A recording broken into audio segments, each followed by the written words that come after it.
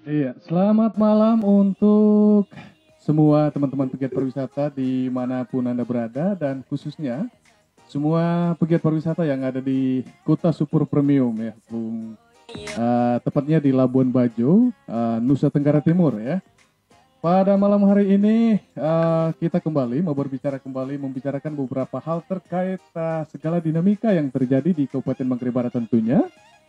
Dan sebagaimana kita ketahui bahwa kota Labuan Bajo ini adalah salah satu destinasi pariwisata kelas dunia dan banyak sekali wisatawan yang telah berkunjung ke Labuan Bajo dan dengan kesan yang sangat luar biasa tentunya ya. Lalu beberapa hari terakhir ini terjadi sebuah peristiwa yang tentunya semua kita melihat bahwa peristiwa semacam itu adalah sesuatu yang tentunya tidak diinginkan oleh suatu destinasi pariwisata karena ini soal citra pariwisata di mata wisatawan. Jadi wisatawan tentunya mereka akan selalu datang apabila di sana terjadi iklim yang kondusif, ya, aman, nyaman dan lain sebagainya. Namun belakangan telah terjadi suatu peristiwa penipuan terhadap wisatawan. Dan pada malam hari ini tentu mau akan membicarakan perihal ini bersama dengan salah satu narasumber yang sangat konsisten ya melihat dinamika pariwisata di Labuan Bajo baik dari pengembangannya, pola pembangunannya dan lain sebagainya. Telah hadir di studio mau berbicara Ketua IPI. IPI ini adalah Insan Pariwisata Indonesia cabang NTT ya, bersama saya Bung Rafael Trewela. Selamat malam Bung Rafael Trewela. Selamat malam Pak Luis, selamat malam pemirsa di rumah. Iya, selamat malam pemirsa di rumah juga dan tentunya kita ucapkan salam pariwisata ya Om Raf ya. Iya, jadi selamat malam Bung Rafael Trewela. Selamat malam Pak Luis. Oke, itu dia. Iya. Bung Rafael Trewela ini adalah ketua dari salah satu asosiasi profesi ya, Bung Rafael ya, IPI ya. Benar. Oke. Mungkin bisa diceritakan sebentar, Bung Raf, IPI itu apa sesungguhnya? Baik, terima kasih. Iya. Pertama-tama saya menyampaikan ucapan selamat untuk teman-teman yang pada saat ini menjalankan ibadah puasa. Iya. Atau selamat berbuka ya, selamat berbuka puasa terhadap teman-teman yang sedang beribadah. Iya. Pada kesempatan yang kedua, izinkan saya perkenalkan nama saya. Nama saya Rafael Taher Todovela, Iya. Ketua Insan Pariwisata Indonesia, Iya. DPD Provinsi Nusa Tenggara Timur. Nah, jadi IPI ini adalah organisasi nasional, Iya. non pemerintahan yang bergerak di bidang pariwisata. Iya. Pariwisataan yang dimana Pak Lois dan teman-teman organisasi IPI ini dia memiliki struktur atau hierarki yaitu DPP di Jakarta yang pada saat ini bertempat di Yogyakarta. Kemudian yang kedua DPD adalah di seluruh provinsi di negara Indonesia dan hierarki yang tiga itu adalah ada di kabupaten namanya DPC. Jadi kebetulan saya memimpin untuk DPD atau Provinsi Nusa Tenggara Timur. Jadi selevel dengan gubernur kita ini. Oke, ini luar biasa nih satu posisi dengan Pak Gubernur ya. Tapi begini Pak Luis, kemarin itu kita ambil ini rebut ini IPI Bawat Labuan Bajo karena NTT ini ikonnya adalah komodo. Betul. Yaitu ada di Manggarai Barat. Iya, betul sekali, betul. Sehingga kita bersyukur Pak Lois dan teman-teman bahwa IPI ini ada di Manggarai Barat ini. Iya, betul. Apa tujuan kehadiran IPI? Pertama bahwa untuk mempromosi objek wisata yang ada di Provinsi Nusa Tenggara Timur ini seluruhnya. Seperti Kabupaten Manggarai Barat ini Komodo, Sanonggoang, Cincarami, Sanolimbung, Batu Cermin, Gua Rangku, kemudian Sumba Timurnya dengan berbagai eksotis alamnya, kemudian Saburai Jua, kemudian Kota Timur, Kupang. Jadi itulah tujuan kita ini adalah untuk mempromosi objek-objek wisata, sekaligus membuat beberapa event-event, event-event seperti tabletop, atau kita membuat travel mart, sales mission, yaitu menghadirkan konsorsium, yaitu menghadirkan travel agent dari luar untuk melakukan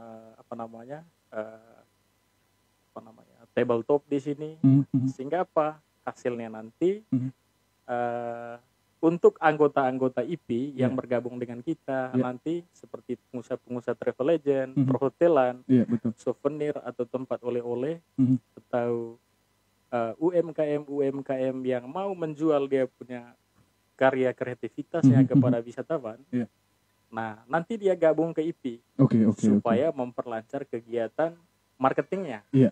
Karena kita menghadirkan travel agent nanti dari luar ke NTT ini, di mana lokusnya adalah di Manggarai Barat, di Labuan Bajo yang tercinta ini sebagai kota super premium.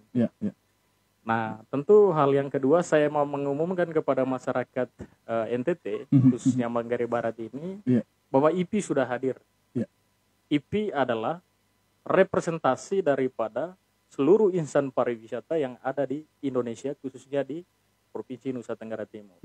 Apa-apa saja variabel yang ada di dalam IP, di situ ada asosiasi atau pemilik hotel, ada pemilik perusahaan tours and travel, ada pemilik pengrajin souvenir, kemudian ada seni atau sanggar budaya, maksudnya pengelola sanggar budaya, kemudian ada pengelola desa wisata yang masuk dalam keanggotaan IP, dan kita bisa membuat festival-festival di daerah ini nanti 1-2 minggu oleh IP sendiri. Karena IP memiliki hubungan hierarkis. Nanti kita punya donatur itu adalah konsorsium dari luar daerah ini. Luar biasa. Nah, sehingga nanti relasi sinergisitas ini kita kerjasama dengan mereka, tetapi nanti di logo-logo kegiatan itu simpan mereka punya logo perusahaan. Ya, nanti disitulah nanti kita dapat donatur dalam kegiatan-kegiatan ke depan. Tentu ini adalah kegiatan partisipasi pemerintah, IP dan juga masyarakat untuk mendukung promosi pengembangan destinasi wisata dalam rangka meningkatkan ekonomi masyarakat dan juga mendukung kepariwisataan di NTT, khususnya Manggarai Barat yang tercinta ini. Begitu, Pak Lois. Luar biasa ya. Ini suatu pemaparan yang sangat komprehensif sekali dari Pak Ketua yang tadinya disampaikan, ternyata Pak Ketua IP ini selevel dengan Pak Gubernur ya. Sebelum kita lanjut Bang Rafael ya, kita ucapkan salam pariwisata untuk semua pegiat pariwisata se-NTT ya. Salam insan pariwisata Indonesia lah ya, DPD ya, Dewan Pimpinan Daerah. Juga kita ucapkan selamat datang ya, tentunya ada beberapa teman yang telah menyaksikan live talk show saya mau berbicara ya, kita berdua Bang Rafael. Di sini ada Bung Akbar Al Ayub. Ini adalah Ketua Pemuda Laskar ya, Komodo.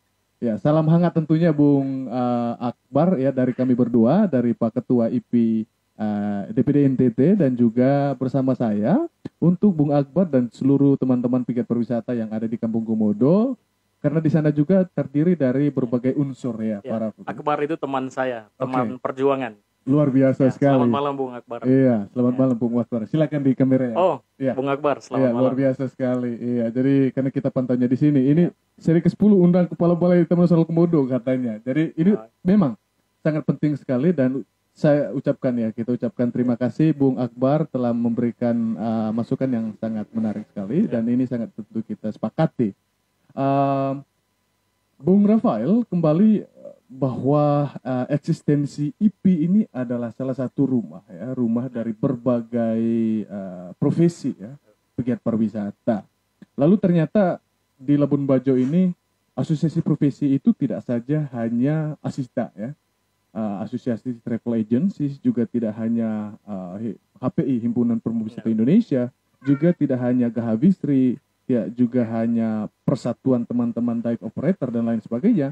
Juga di sini ternyata ada IP gitu ya. Lalu sebagaimana kita ketahui Bang Rafael, tentu Pak Ketua sendiri juga mengupdate ya dinamika yang terjadi di Labuan Bajo ini, bahwa beberapa hari terakhir itu terjadi penipuan ya. Ini adalah kasus yang kita dapat kemarin, seorang warga berasal dari Kota Medan ya, Provinsi Sumatera Utara ya, Medan ya. Ya, Sumatera Utara. Betul. Ya, jadi beliau telah melakukan penipuan terhadap sejumlah wisatawan, di mana di situ kasusnya bahwa dalam kesepakatan dengan wisatawan tersebut akan melakukan kegiatan pariwisata selama 2 hari 1 malam, itu live on board tour Bang Rafael. Tetapi dalam kegiatan tersebut ternyata sang penipu ini yang bernama kemarin itu lupa ya namanya, Bang Teddy. Siapa? Bang Teddy ya. Bang Teddy ini ternyata dia hanya membayar atau menyewa kapalnya 1 hari, sehingga terjadilah perdebatan di kapal, Bang Rafael. Lalu ini viral belakangan, dan tentunya ini Bang Rafael berakibat pada citra destinasi pariwisata kita ya, destinasi pariwisata super premium Labuan Bajo. Nah, kita sesungguhnya, dan saya yakin juga masyarakat Manggarai Barat, masyarakat Indonesia, dan seluruh calon wisatawan yang akan berdatang ke Labuan Bajo sangat penasaran sekali begitu. Loh, kenapa terjadi seperti itu di Labuan Bajo? Nah, pandangan dari IP sendiri, kira-kira seperti apa sampai itu terjadi? Yang pertama. Yang kedua, sejatinya pegiat pariwisata itu haruskah mereka berada di dalam asosiasi atau seperti apa? Atau main free saja begitu? Mohon tanggapannya, Bang Rafael. Baik, secara hukum, ya, saya bukan orang hukum tapi orang pariwisata. Jadi semua badan usaha, ya, semua badan usaha itu ya harus seperti travel agent, hotel, kemudian apapun itu yang bergerak di bidang produksi, baik jasa maupun non jasa, dia harus terdaftar di perizinan, izin-izinnya, izin operasi, kemudian izin mendirikan bangunan kantor domisili dan lain sebagainya harus didaftarkan supaya jelas legal standingnya. Kemudian ketika misalnya suatu travel agent itu beroperasi tanpa adanya legal standing yang jelas, tentu itu disebut dengan belum sah, ya. Belum sah atau boleh dikatakan ilegal. Nah, ilegal ya? Dikatakan ilegal karena tidak belum memenuhi unsur memenuhi persyaratan hukum. Nah, sehingga secara awam saya melihat bahwa saya menonton sedikit cuplikan dari perdebatan beliau dengan wisatawan di kapal. Kemudian saya juga sempat menonton beberapa klarifikasi beliau dengan teman-teman pengurus HPI di rumah Pak Ketua, Pak Sebastian, di sekretariat HPI. Saya melihat bahwa beliau belum terdaftar ya perusahaannya, belum terdaftar perusahaannya. Nah, itu masalah sebenarnya, masalah itu. Karena apa? Itu akan berdampak pada pembayaran pajak.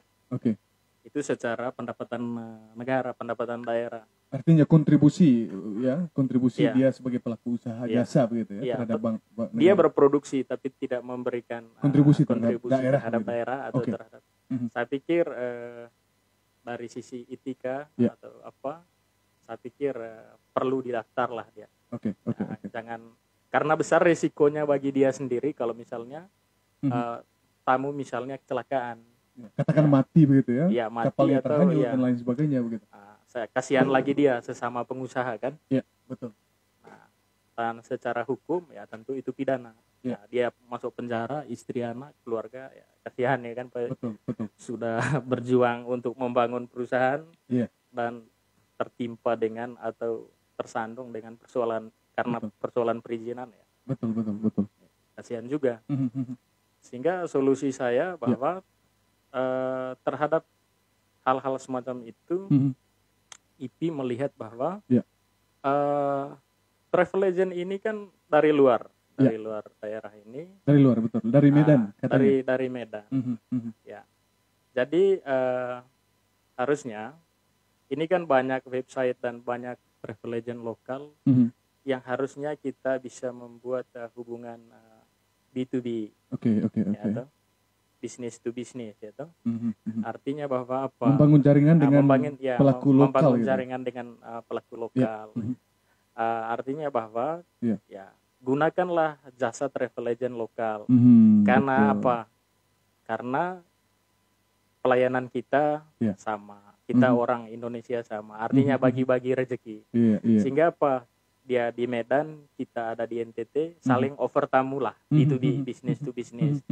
Tinggal nanti di kontrak harganya kita kasih dia harga net berapa, kemudian sudah itu dia dapat komisi berapa, itu kan namanya business to business. Oke. Sehingga apa, kita saling bekerja sama dalam membangun pariwisata, perekonomian dan saling mendukung. Ya kan,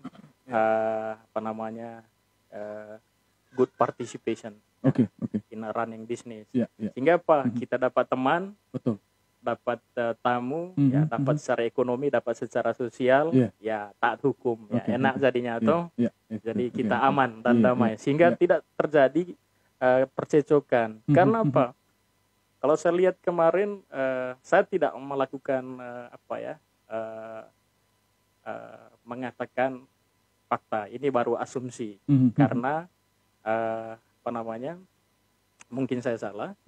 Yang saya lihat kemarin itu beliau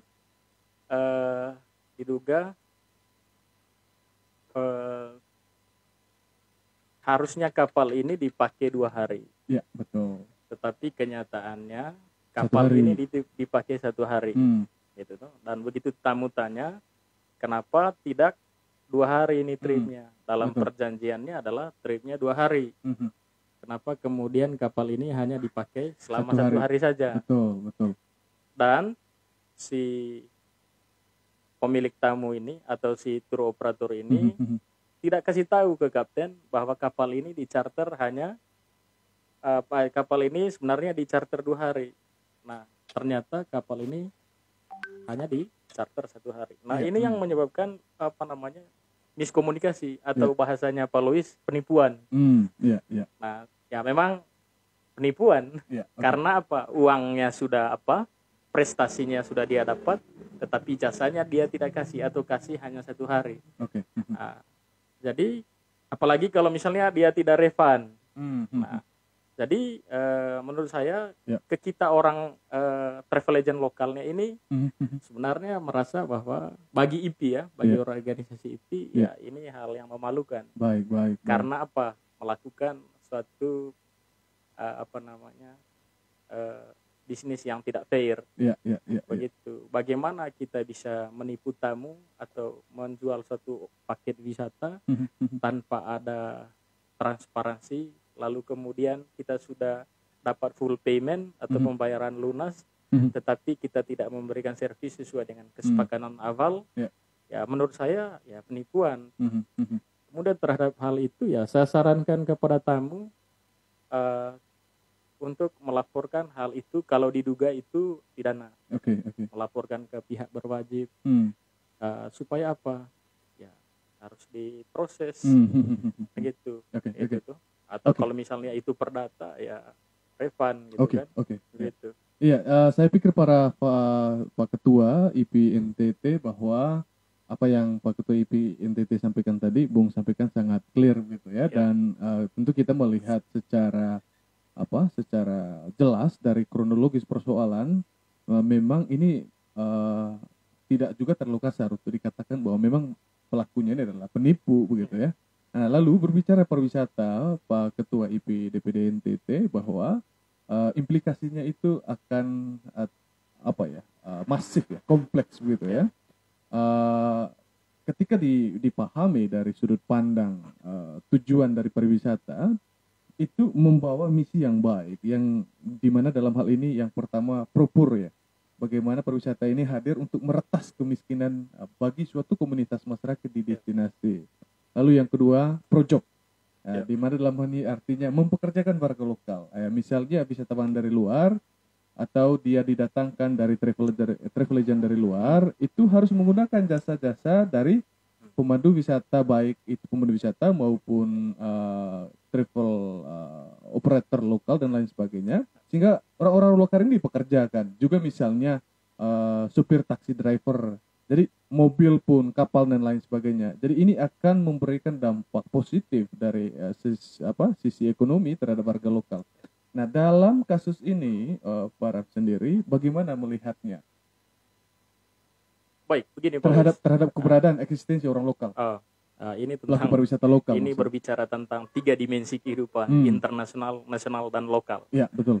Baik, benar apa yang dibicarakan oleh Pak Luis, bahwa suatu developmentalisme atau suatu pembangunan pariwisata harus membawa dampak bagi kesejahteraan lokal. Oleh karena itu harus ada semacam dikasihlah pekerjaan untuk orang lokal, jangan diambil oleh misalnya travel agent dari Jakarta, dari Surabaya, dari Medan. Jadi mereka yang punya tamu, mereka juga guide-nya, mereka yang di kapal, itu kan monopoli Pak. Betul. Masuk undang-undang monopoli itu, kalau selesai juga itu monopoli. Jangankan kita omong tentang lokalitas, itu dia sudah tidak tidak jangan-jangan ilegal itu perbuatan itu. Oh begitu. Iya, karena orang yang profesional itu tidak begitu cara kerjanya. Betul. Pasti dia membangun good corporate kerjasama yang baik antara orang lokal dengan apa. Jangan sampai kena di dalam hukum perusahaan itu monopoli itu kalau gitu. Jadi buatlah supaya orang teman-teman di daerah itu yang Pak Luis bilang orang lokal itu dia juga mendapatkan kue pariwisata atau kue dari pembangunan pariwisata tersebut. Sehingga apa? Sehingga istilahnya tidak hanya teman-teman dari luar itu yang mendapatkan istilahnya profit atau income dari kegiatan pariwisata. Betul. Kemudian yang kedua bahwa peran daripada IP ke depan. Jadi IP membuka ruang agar ke depan teman-teman yang dari travel agent lokal, baik dari tourist information, souvenir, kemudian dari travel agent lokal yang ada di Labuan Bajo, yang ada di NTT ini, nanti kan kita akan membentuk cabang DPC di Sumba Barat, kemudian di Ende, Kabupaten Ende, di Maumere, di Kota Kupang, kemudian di Saburai Jua. Pembentukan DPC ini nanti targetnya saya itu adalah 8 DPC di NTT sesuai dengan skala prioritas. Betul. Proyeksi pariwisata ke depan. Nah, saya berharap teman-teman di NTT, pelaku-pelaku bisnis nanti, saat saya turun ke Sumba atau apa, ya bentuk DPC supaya apa? Mempermudah koordinasi dengan bupati, agar supaya travel agent lokal itu bernaung di bawah suatu organisasi yaitu IP. Oke. Nah, di Labuan Bajo nanti ini, Pak Lois, kita akan minta semua kerjasama dengan Bapak Pemerintah, Bapak Bupati dengan Dinas Pariwisata, agar memperdakan atau buat SK Bupati supaya semua tours and travel yang ada di Labuan Bajo ini harus berada dalam wadah gitu ya? Berada dalam wadah supaya apa? Kontrolnya adalah kontrol lembaga, bukan kontrol travel agent. Karena selama ini sporadis gitu. Sporadis jadinya sulit liar. Kontrol gitu, liar ya. Karena apa? IP nanti akan melakukan pendataan secara banyak terhadap teman-teman pelaku atau teman-teman travel agent atau tour operator atau turis informasi. Ya silakan datang. IP ini tidak mahal. IP ini dapat baju seragam nasionalnya itu hanya 350 dengan KTA. Nah gitu. Jadi kita sudah bisa keluar daerah, pergi travel mart di Surabaya, travel mart di Solo, travel mart di Semarang, di Jakarta, ikut macam-macam kita keluar daerah. Jadi banyak keuntungan yang kita dapatkan bergabung dengan. Selain itu kita bisa memproteksi juga kemitraan kita lokal, sinergisitas antara pemerintah, pelaku travel agent lokal, dan juga menggunakan lembaga IP ini,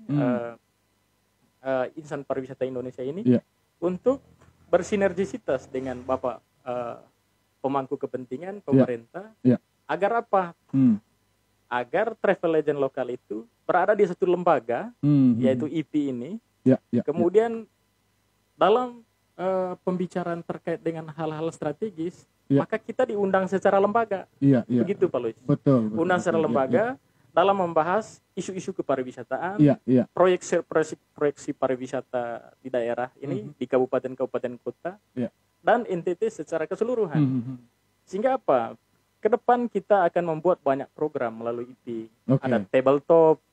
Tabletop itu adalah suatu kegiatan yang mempertemukan travel agent dari luar negeri, dari Singapura, Malaysia, Vietnam, Kambodia, dari Belanda, yang diundang oleh IP, dan juga teman-teman media nasional dan media internasional, di mana ada jaringan IP di luar negeri, bertemu dengan orang travel agent lokal di sini untuk bertemu di satu meja untuk melakukan promosi paket wisata.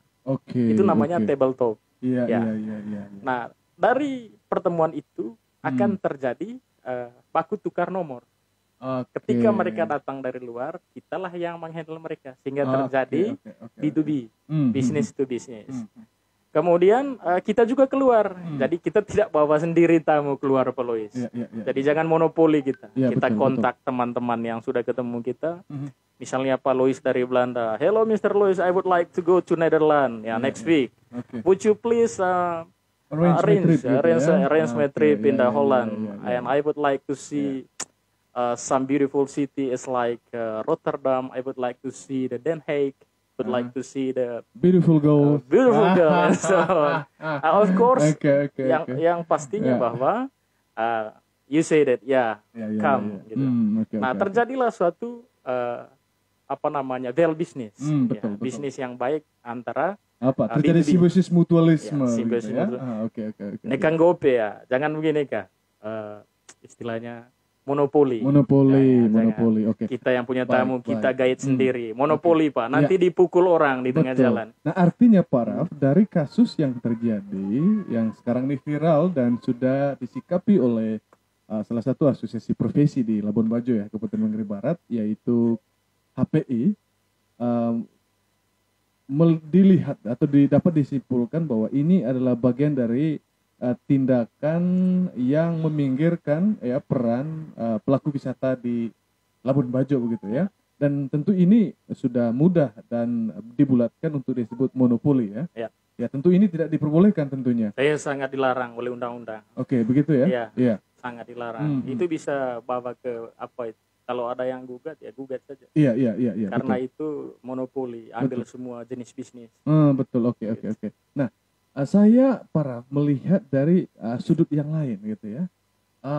Umumnya pegiat pariwisata yang tidak, tadi menarik yang Pak Raf sampaikan bahwa mereka-mereka yang tidak berada dalam suatu wadah asosiasi, maka yang pertama sulit dikontrol. Ketika sulit dikontrol, setelah itu terjadi pergerakan liar yang bisa saja menciptakan suatu peristiwa yang di luar dari harapan kita. Ya, tentunya sebuah destinasi pariwisata itu harus mengedepankan sabta pesona. Maka tidaklah akan terjadi sabta pesona ketika terjadi peristiwa yang kemarin. Maka tidak ada kenangan ya. Tentu wisatawan yang datang kemarin itu tidak mendapatkan kenangan. Nah, saya hanya ingin mendapatkan gambaran dari Pak Raf sebagai Ketua DPD NTT terhadap destinasi pariwisata super premium Labuan Bajo. Seperti apa seharusnya sekarang? Apakah pemerintah dalam hal ini Dispar atau pemerintah daerah begitu melahirkan suatu kebijakan begitu agar mengontrol pergerakan liar ini? Itu yang satu sisi. Juga saya ingin mendapatkan gambaran dari Om Raf bahwa saya sungguh menyaksikan ya kemampuan dari pegiat pariwisata dari luar ini yang mengurus tamu sendiri sampai di Taman Nasional Komodo mereka guide sendiri.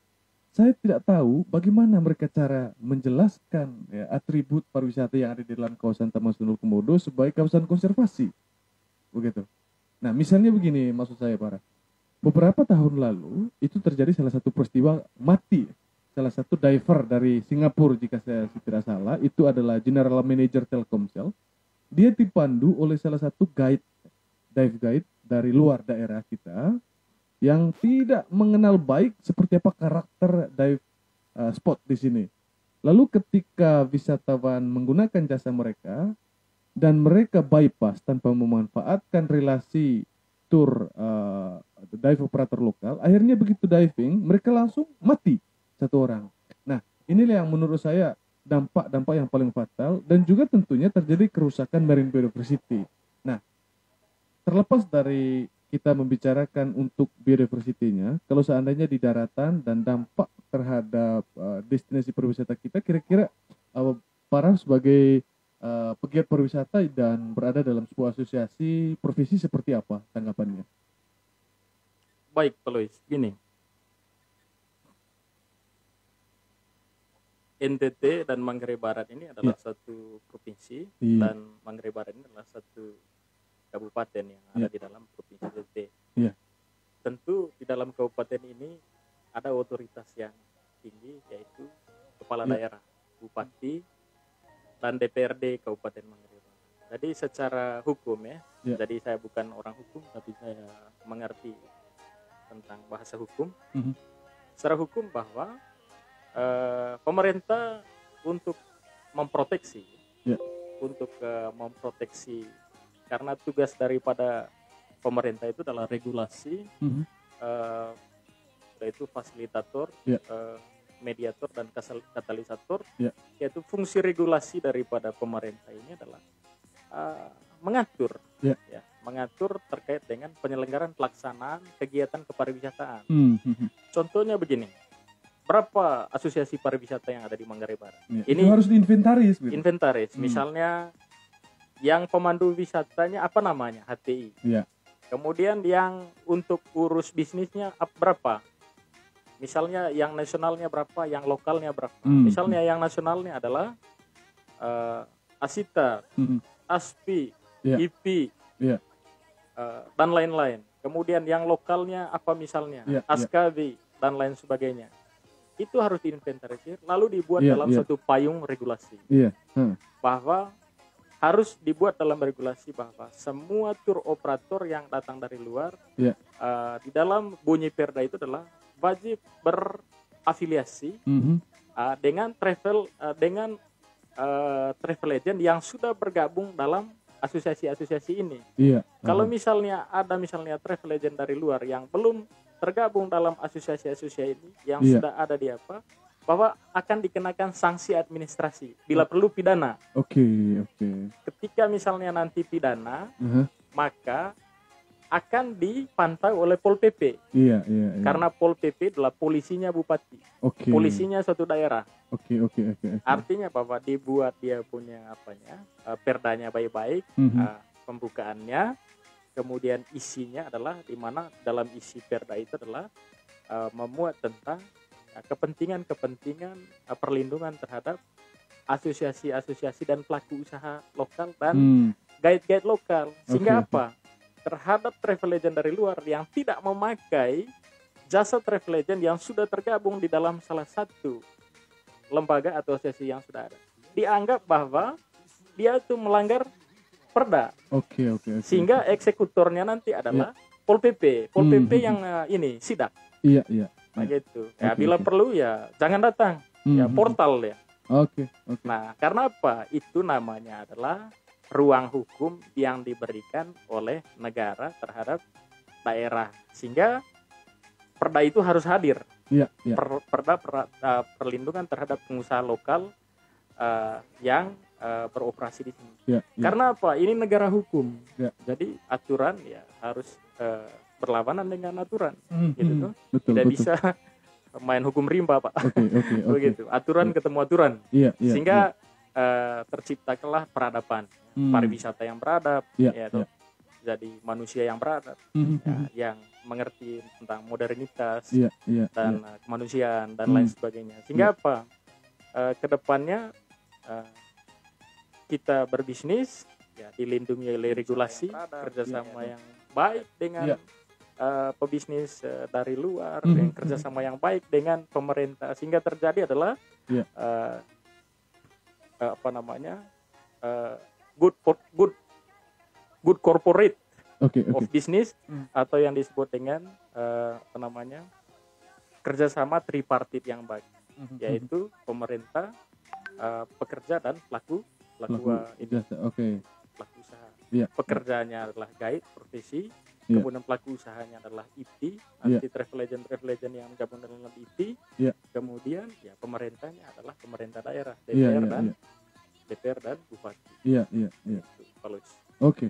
Nah ini sangat menarik jadinya Om Raf ya. Artinya dilahirkanlah suatu harapan tentunya tadi itu. Saya pikir memang ya pemerintah mereka harus berempati, memiliki daya responsivitas yang begitu tinggi tentunya ya terhadap destinasi berwisata kita. Ya jika bahasa Manggarainya jintot ya, doyang gonoyang. Sengsara diroyang itu kurang lebih seperti itu. Tetapi memang dalam hal ini Om Raf, saya berpikir ya secara pribadi. Yang nego pakai peni, cuat nego tukar gula. Ya itu istilah orang tua dulu ya. Oke. Nah lalu sepertinya ya bisa dikatakan bahwa memang jauh dari kepekaan pemerintah kita terhadap segala dinamika yang terjadi di Labuan Bajo nih Bang Ruf. Ya kita juga merasa ditirikan kurang lebih seperti itu. Padahal di satu sisi ya dengan adanya pemerintah ya berharap bahwa mereka selalu dan segera menyikapi segala peristiwa yang terjadi. Nah sekarang Om Raf, saya masih tertarik ya. Apa kira-kira adakah kendala sampai hari ini kebanyakan dari pegiat pariwisata ini masih sporadis dan tidak berada dalam satu wadah tertentu gitu? Harapan saya. Iya, maksud saya apakah memang ada yang Om sendiri lihat begitu sampai teman-teman pelaku pariwisata ini itu mereka tidak ingin atau bagaimana sampai mereka tidak berada dalam suatu asosiasi atau tidak menggunakan jasa asosiasi. Misalnya persoalan kemarin ini, dia adalah pelaku pariwisata, hanya saja dia belum terdaftar di asosiasi profesi begitu. Nah pertanyaannya sekarang itu kira-kira apa yang membuat dia tidak terdaftarkan dirinya di salah satu asosiasi profesi, misalnya IP gitu, atau Asita gitu, atau HPI begitu. Pertama begini, jadi siapapun pelaku bisnis, dia punya hak untuk terdaftar di asosiasi pelaku pariwisata, dan dia juga tidak punya hak untuk bergabung di sana. Artinya bahwa itu adalah pilihan. Itu adalah pilihan, karena yang mengatur tentang asosiasi adalah ADRT, sementara yang mengatur investasi adalah undang-undang, undang-undang tentang perusahaan investasi. Tentu kita jujur saja omong bahwa masuk di dalam organisasi adalah untuk membangun jaringan mitra kerja, gitu, untuk memudahkan dapat klien, untuk memudahkan dapat jaringan di luar negeri, di luar daerah, kemudian untuk mendapatkan advokasi bersama terkait dengan masalah-masalah, kemudian berunding bersama dengan pemerintah secara lembaga, artinya tidak sendiri-sendiri perginya. Betul. Jadi together we can gitu kan. Jadi semangat soliditas profesi terjalin. Tapi Om Raf, sebelum saya minta maaf potong sebentar. Tadi saya ingat apa yang Bung Raf tadi di awal sampaikan bahwa mereka-mereka yang tidak terdaftar di asosiasi tentu dengan sendirinya akan tidak berkontribusi terhadap negara ya. Dalam hal ini misalnya destinasi pariwisata yang ada di Kabupaten Manggarai Barat, maka pelaku wisata yang tidak terdaftar di asosiasi itu, mereka tidak berkontribusi terhadap pertumbuhan dari Kabupaten Manggarai Barat yang dalam hal ini adalah pemilik destinasi begitu. Nah, kira-kira seperti apa IP melihatnya begitu? Gini Balus, kontribusi dalam hal apa? Kalau di luar, kalau menurut saya, mereka berkontribusi secara fakta dan de facto dan de jure, bahwa mereka ini berkontribusi. Misalnya mereka datang, pertama mereka membayar kapal, otomatis itu berkontribusi terhadap jasa kapal lokal. Nah, kemudian di kapal lokal itu ada karyawan, kemudian ada kapten, pasti dengan itu berkontribusi untuk salary-nya mereka. Kemudian fakta yang lain adalah mereka masuk Taman Nasional Komodo, bayar reta 50.000 kalau orang lokal, ya 100.000 kalau 150 kalau bule atau turis, dan lain sebagainya, atau masuk objek-objek wisata lain. Tentu itu bagian dari kontribusi. Masuk rumah makan juga begitu, karena rumah makan ada 10% tax service atau tidak salah itu. Nah, tentu terhadap hal ini Luis, mereka berkontribusi. Hanya kalau tidak pakai guide lokal, nah itu tidak berkontribusi untuk guide lokal ya. Betul. Nah, karena apa? Pertama, dia tidak melihat bahwa orang lokal itu adalah bagian daripada teman yang menjadi mitra dia di dalam mengembangkan usaha atau membangun jaringan. Padahal itu adalah unsur yang sangat vital di dalam bisnis pariwisata, yaitu bisnis komunitas, kemudian objek wisata. Jadi dan masyarakat ini yang diutamakan, yang menjadi subjek utama. Menjadi subjek utama, menjadi core. Nah, seperti contoh kemarin itu yang Patedi itu tidak pakai guide lokal, itu masalah berat terhadap guide HTI. Itu menurut saya adalah pukulan telak untuk guide HTI, karena beliau melakukan suatu kegiatan aktivitas kepemanduan Taman Nasional Komodo tanpa menggunakan jasa orang lokal. Jasa menggunakan, katakan bukan orang lokal, HTI. Kalau lokal itu mungkin terlalu inferior ya. Tapi HTI lah yang merupakan orang Indonesia yang ada di Manggarai Barat ini. Nah, menurut saya kan dia tidak merespek dengan orang di sini. Nah, menurut saya itu tabiat yang menurut saya dia harus perbaiki itu. Saya nasihati dia ya, perbaiki itu. Dia harus pakai guide HTI dari Manggarai Barat ini ke depannya, supaya dia tidak terjadi baku pukul gitu ya. Tidak terjadi baku pukul lah ya, itu bahasa Timor itu. Tidak terjadi baku mod di lokasi, supaya tidak ada istilah sweeping oleh guide. Tapi maka guide ini Pak sangar kalau lapar. Apalagi karena Covid ya. Apalagi sudah 1 tahun. Wah, ini memang membuat teman-teman pegiat pariwisata sepertinya berang mereka kemarin. Tapi satu pertimbangan selain tadi itu bagaimana asosiasi profesi yang ada di katakan DPC HPI ini, teman-teman guide di kota Labuan Bajo ini dimanfaatkan oleh teman-teman travel agent. Satu yang membuat saya mempertimbangkan kenapa harus mereka menggunakan jasa pemandu lokal atau pemandu di suatu destinasi. Yang pertama, berbicara terkait Taman Nasional Komodo, ini adalah destinasi pariwisata yang bisa dikategorikan fragile. Artinya, mudah pecah dia, mudah rusak, mudah hancur, dan lain sebagainya. Lalu saya menyaksikan sekali orang-orang dari luar sana, dalam hal ini teman-teman pegiat pariwisata, penjual paket, hanya berbasis WhatsApp, Instagram, Facebook, dan lain sebagainya, lalu jual paket wisata Komodo tanpa menggunakan guide di sini. Nah, saya meragukan sejauh mana, sebisa mana mereka menginterpretasikan atribut pariwisata di dalam kawasan. Nah, misalnya saya mau kasih contoh ini. Kemarin itu sepertinya ada kasus ya, digigit oleh Komodo, wisatawan yang dari Singapura kalau saya tidak salah. Tahun berapa itu kemarin? 2018 atau 2015. Yang waktu itu dia mengunjungi kampung Komodo tanpa ditemani oleh pemandu atau orang lokal. Lalu pagi-pagi dia naik ke gunung. Di atas bukit itu dia melihat satu kambing lagi dimakan Komodo, dan saat itu dia ambil foto. Tiba-tiba Komodo lipat dari belakang. Akhirnya dia itu.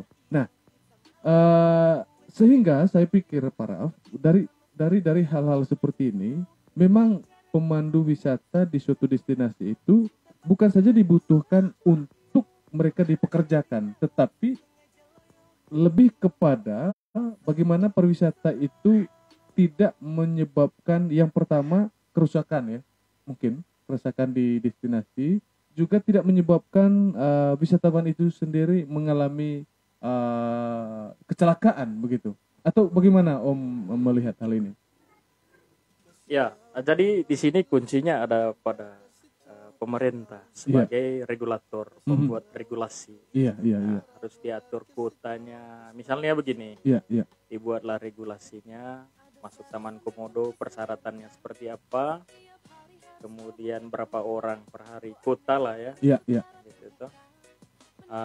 Kemudian dan lain-lain, kemudian tata tertibnya dibuat, diumumkan melalui website pemerintah dan juga dibagikan ke setiap pelaku pariwisata untuk untuk diindahkan. Nah, sehingga terhadap siapa yang melanggar ya dikenai sanksi, baik sanksi administrasi ya bila perlu ya pidana. Nah, gitu. Nah, sehingga ada efek jera di sana. Terkait dengan bisnis Pak Louis. Jadi terus terang saja yang saya lihat begini. Jadi negara kita ini, pemerintah tidak bisa intervensi terlalu jauh terkait dengan persaingan bisnis. Misalnya begini, jadi kita membatasi orang, membatasi orang juga untuk masuk ke Taman Nasional Komodo, kemudian dan lain-lain. Karena apa? Nanti di dalam kita ini kan warga negara Indonesia. Betul. Warga negara Indonesia ya, saya pikir apalagi kita ini orang pariwisata, pemikir internasional, itu cara berpikir nasional. Jadi tidak hanya sebagai orang lokal, tetapi orang lokal yang berwawasan global. Jadi saat kita juga kemana-mana ya pasti orang juga welcome dengan kita. Betul. Jadi orang dari luar datang ke wilayah kita juga kita harus welcome dengan orang supaya apa? Supaya enak lah gitu kan. Sehingga terjadi harmoni di dalam pekerjaan profesi kita, sehingga kita menikmati hidup inilah kalau begitu. Kemudian jadi terkait dengan pertanyaan Pak Louis tadi, terjadi kerusakan karang apa segala macam, kembali ke pemerintah, buat regulasi, jangan sentuh karang, jangan injak karang. Kalau ada yang injak karang, maka ada kamera underwater yang kontrol kaki, karena gitu kan. Misalnya ada petugas detektor di Taka Makassar atau di yang pantau siapa yang injak karang atau siapa yang naik kura-kura di sana, dan itu harus kena sanksi pidana. Jadi jadi regulasi itu dibuat oleh otoritas, yaitu pemerintah. Daerah, jadi warga negara itu warga negara gitu. Sehingga saya jelasnya normatif. Siap. Sehingga ketika misalnya memang kita punya kontrol sosial ya, sama-sama lah tripartit, pemerintah, asosiasi untuk bekerja sama. Begitu. Sehingga kita tidak terjebak di dalam juga hukum. Kita juga saling menjaga pariwisata. Sudah itu kita juga memotivasi teman-teman yang belum mengerti, dan orang yang tidak mengerti kita kasih tahu dia baik-baik. Kalau tidak mengerti juga pegang dia punya kerak leher, saya lipat kan nanti. Pakai logat timur. Saya lipat kan nanti. Nah, ini menarik dari perbincangan kita Om Raf, tapi ini ada begitu banyak sekali sahabat-sahabat kita yang terlibat ya, menyaksikan perbincangan kita berdua Om Raf. Mungkin kita perlu juga menyapa ya. Ini ada pertama. Bisa sambil minum kopi. Silakan. Iya.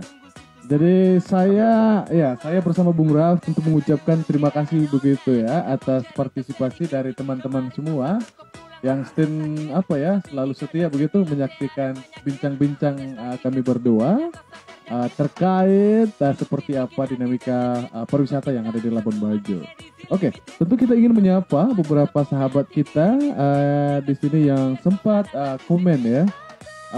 Tadi di sini ada Bung Bento. Ini Bung Bento ini Om Raf.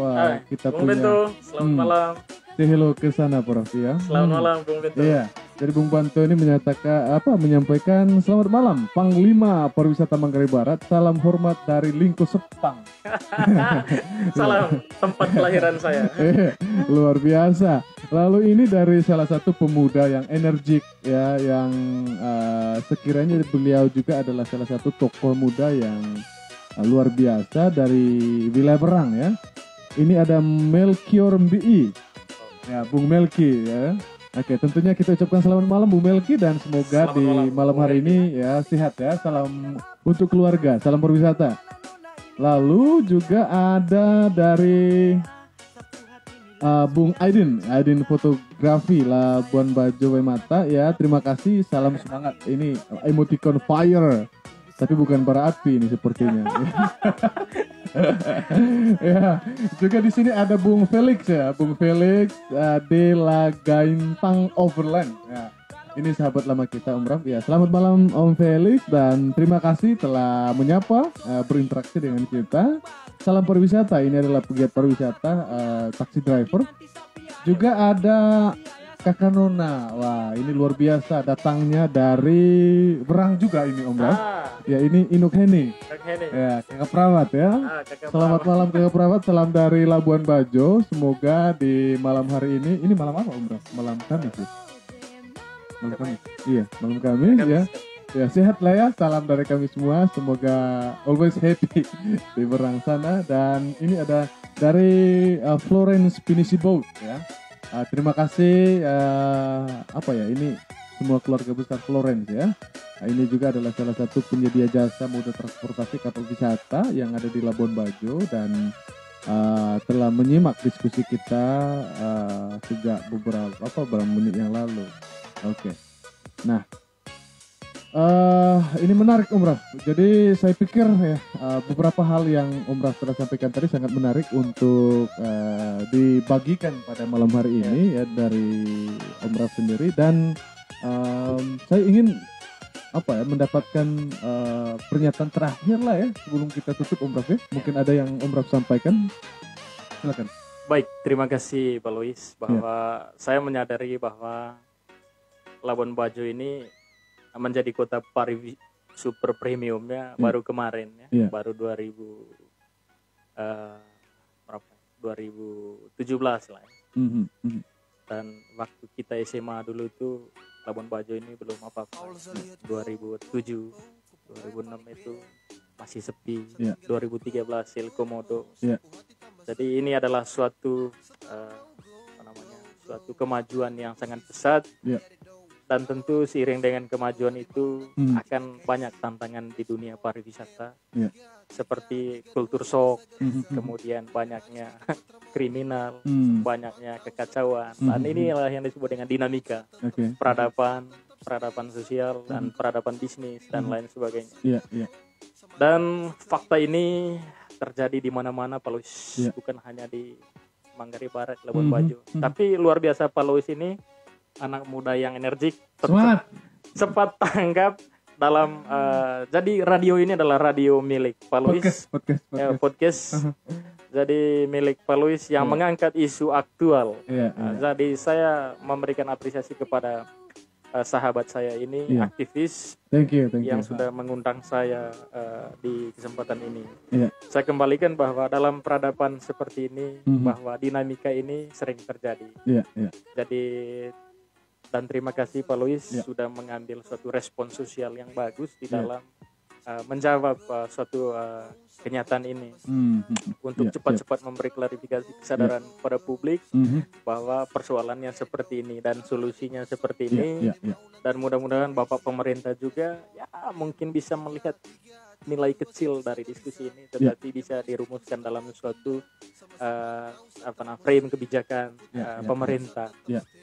Ya, artinya bahwa ini adalah suara anak-anak Manggarai, anak-anak Flores Manggarai Barat yang hidup di sini, yang mengerti tentang persoalan dan dinamika situasi di sini. Dan kita ini aktivis, betul. Aktivis dari tahun 2013 kita sudah konsen di pariwisata, guide, travel agent, sampai ke dalam sosial, dan saya sangat apresiasi dengan teman-teman semua yang kemudian kepada teman-teman yang sudah menonton di rumah, saya mengucapkan terima kasih banyak sudah setia melihat obrolan malam ini. Jadi dinamika ini perlu dipelihara, dan jangan berpikir bahwa masalah berhenti sampai di sini. Betul.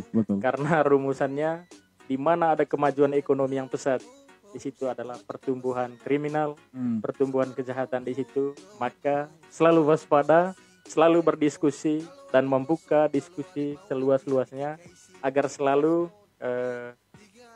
menerima perubahan itu.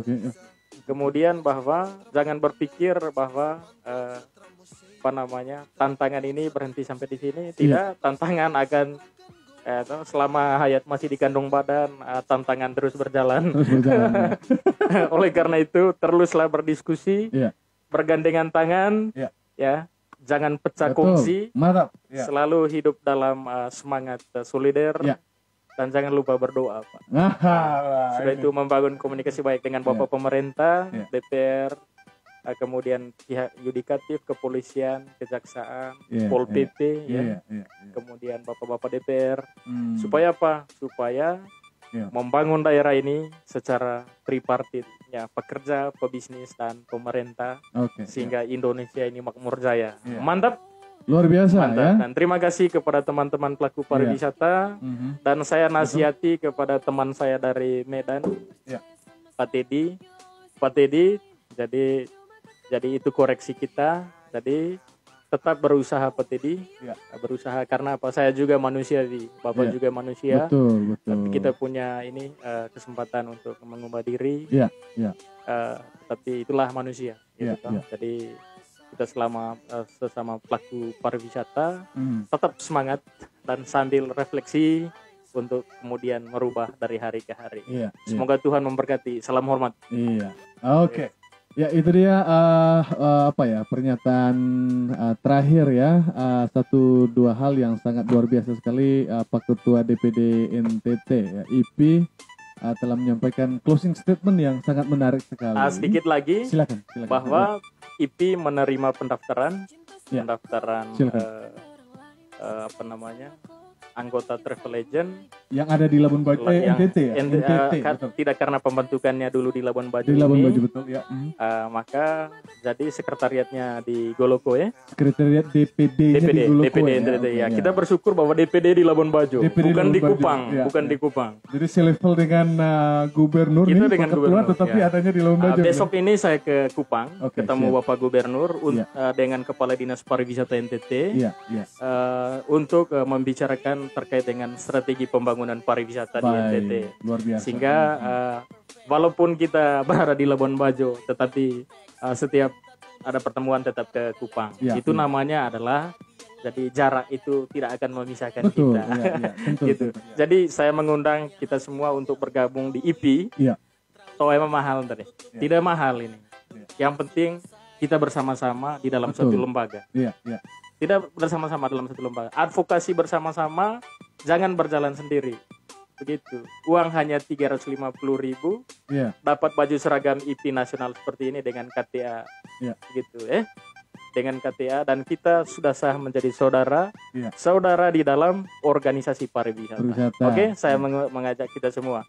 Catat nomor saya 081 silakan. 239 346-627. Nama Rafael Todovela, Ketua IP DPD NTT. Luar biasa. Dan saya sampaikan terima kasih kepada Om Lois. Luar biasa. Sudah Pak Lois ini juga adalah pelaku usaha yang sangat baik hati. Pelaku usaha di banyak bidang itu. Bidang pariwisata, dan mau menyelesaikan juga studi anak muda yang energik. Terima kasih banyak Om Lois sudah mengundang saya di forum terhormat ini. Sudah ya. Terima kasih banyak. Itu dia closing statement dari Pak Ketua IP DPD NTT. Dan ya itu dia teman-teman semua, salam perwisata ya di akhir dari sesi perbincangan kami pada malam hari ini. Dari hati yang terdalam mau berbicara mengucapkan terima kasih ya yang sedalam-dalamnya kepada semua teman-teman yang telah berpartisipasi dari awal ya dalam perbincangan kita terkait dinamika yang ada di Labuan Bajo.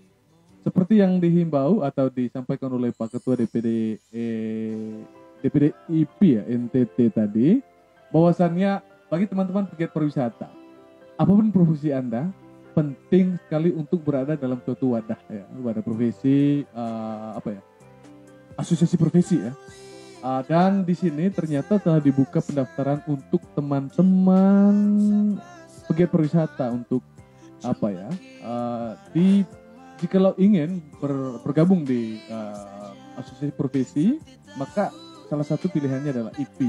Karena IP ini adalah salah satu wadah atau asosiasi profesi yang menampung semua jenis profesi, baik tour guide, tour operator, ya, pekerja kapal, pekerja hotel, dan lain sebagainya. Ya. Dan di sana tentu akan ada banyak kegiatan ke depan yang meningkatkan kapasitas ya, kapasitas sumber daya setiap orang agar menjadi pelayan wisata yang profesional. Lalu dari studio Mabur Bicara juga menyampaikan informasi kepada semua teman-teman di luar sana, apabila Anda ingin berbagi pengalaman apa saja, berbicara politik misalnya, atau membahas sosial, ya, membahas budaya, membahas ekologi dan lain sebagainya. Mau berbicara podcast studio selalu welcome kepada teman-teman semua. Kapan saja Anda memiliki waktu silakan datang. Ya, kita akan menerima Anda di sini. Ya, dan di sesi akhir ya ternyata Pak ya di sini ada beberapa teman yang juga menyampaikan interaksi dengan kita berdua ya. Kita tentu sapa ya. Mungkin Pak silakan sapa. Ini ada Bung Roberto. Selamat malam Bung Robert. Iya. Terima kasih banyak sudah menonton. Iya, oke. Selamat malam untuk Bung Roberto, salam untuk keluarga ya.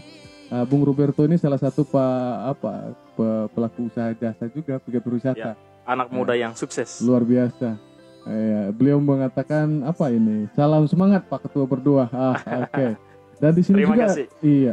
Di sini juga ada salah satu ini Stephen ini pegiat pariwisata, guide juga sepertinya. Mantap kalian berdua, selamat dan semangat brother, thank you.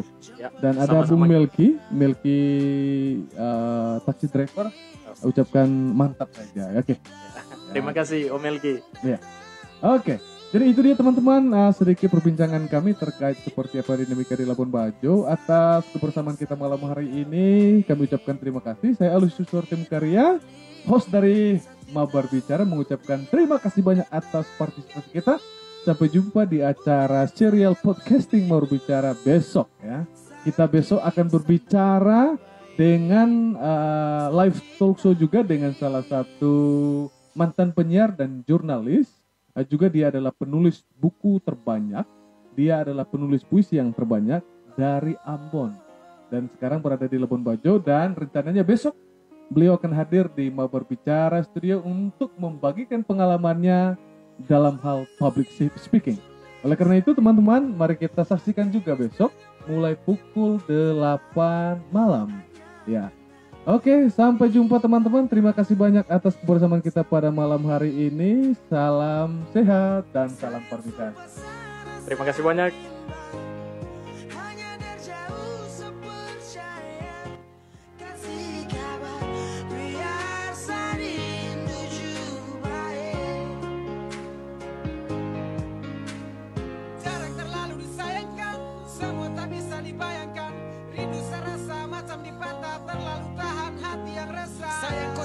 Jauh, saya menyesal saat saya tahu cinta hadir di tengah rindu, namun bukan kita yang mau.